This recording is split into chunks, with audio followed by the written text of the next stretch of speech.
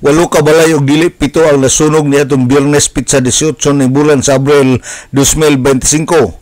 Sa investigasyon sa Bureau of Fire Protection ning Dakbayan sa Osamis nasayran nga sa 8 nga nasunog, 7 niini ang totally burned ug usa ang partially damaged. Matud pa ni Chief Inspector Carmelito Junila sa follow-up investigation sa ilang buhatan, nasayran nga ang hinungdan sa kalayo dili linungag nga gibiyaan kundili electrical ang hinungdan tungod sa Bluetooth nga naka-charge sa kuryente. Sa giingon nga didto nagsugod ang kalayo sa panimalay ni Jeneline Halim.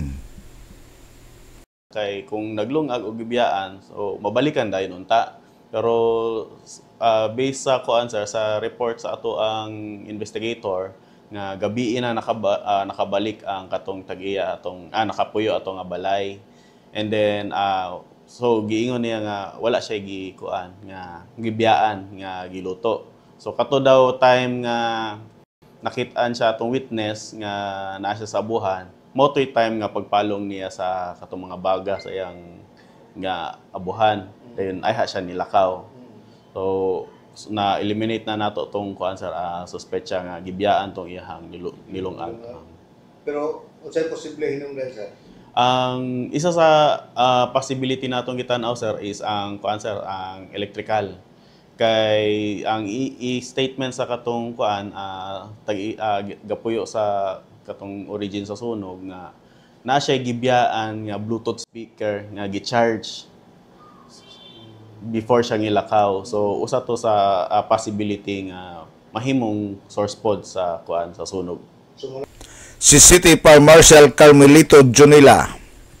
Nasayran nga tungod sa mga light materials ang dapat sa mga balay, gisaka sa third alarm ang maong sunog aron usab masustain ang tubig nga magamit.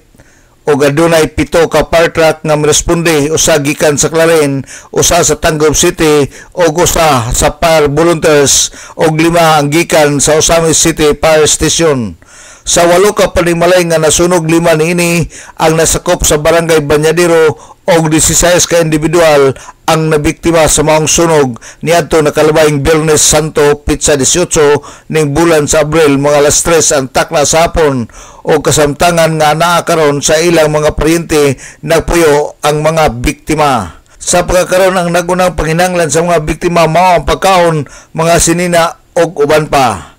Alang sa DXDD Radio Kampana, ang radyo sa simbahan, WD45 Dodong Bargamento, Danag sa Dakbayan.